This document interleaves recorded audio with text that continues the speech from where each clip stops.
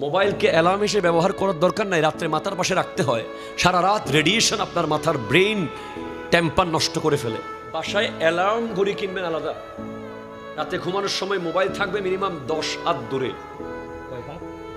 Minimum 10 হাত। কারণ ইন্টারনেটের যে রেডিয়েশন এটা চলাফেরা করে।